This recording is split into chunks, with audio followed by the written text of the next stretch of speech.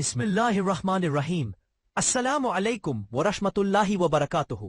ناظرین کرام، آج ہم ایک ایسی عظیم شخصیت کو خراج عقیدت پیش کر رہے ہیں جن کی جدائی نے جنگ ہی نہیں بلکہ پورے عالم اسلام کو غم میں مبتلا کر دیا ہے۔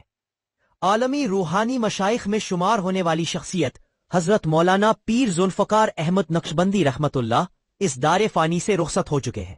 حضرت مولانا پیر ذوالفقار احمد نقشبندی کا شمار ان اکابر میں ہوتا ہے جنہوں نے علم شریعت، روحانیت اور عملی زندگی تینوں کو ایک حسین امتزاج میں پیش کیا۔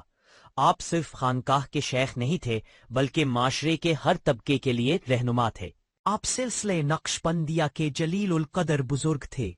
ذکر خفی، اصلاح نفس، تزکیہ قلب اور دوام حضور آپ کی تعلیمات کا مرکز تھے۔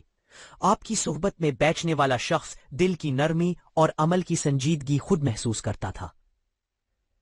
حضرت نے ہزاروں افراد کی عملی تربیت فرمائی۔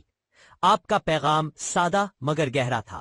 اپنی اصلاح کرو، دوسروں کے لیے آسانی پیدا کرو اور دین کو اخلاق کے ساتھ پیش کرو۔ انجینئرنگ اور صنعتی خدمات ہیں۔ آپ نے شکرگنج شوگر ملز میں بطور جنرل مینیجر GM خدمات انجام دیں۔ اس ذمہ دار منصب پر رہتے ہوئے آپ نے صنعتی نظم و ضبط، دیانتدار انتظامیہ اور تکنیکی مہارت کی اعلیٰ مثال قائم کی۔ آپ مشینری، پیداوار اور افرادی قوت تینوں کو ایک متوازن نظام کے تحت چلاتے تھے۔ انجینئرنگ بصیرت کی بدولت پیچیدہ مسائل کے سادہ، کم خرچ اور دیر پا حل پیش کرتے۔ حصہ پنجم، تعمیراتی وفل۔ حضرت کی نگرانی میں مساجد، مدارس اور خانفاہی مراکز کی تعمیر ہوئی۔ آپ اسراف سے بچتے، مضبوط تعمیر اور عوامی سہولت کو ترجیح دیتے۔ آپ فرماتے تھے دینی عمارتیں بھی کردار کی طرح مضبوط ہونی چاہیے۔ آپ نوجوان انجینئرز اور مینیجرز کو نصیحت فرماتے کہ اپنے پیشے کو عبادت سمجھو، دیانت کو شعار بناؤ اور خدمت خلق کو مقصد حیات بناؤ۔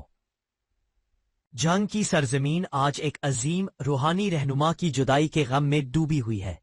حضرت مولانا پیر ذوالفقار احمد نقشبندی کی رحلت کی خبر نے ہر آنکھ کو نم اور ہر دل کو بوجھل کر دیا ہے، جبکہ آپ کا جنازہ کل 15 دسمبر کو ادا کیا جائے گا۔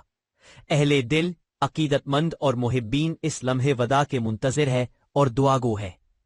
اے اللہ، حضرت مولانا پیر ذوالفقار احمد نقشبندی کی کامل مغفرت فرما، درجات بلند فرما اور ہمیں ان کے نقش قدم پر چلنے کی توفیق عطا فرما۔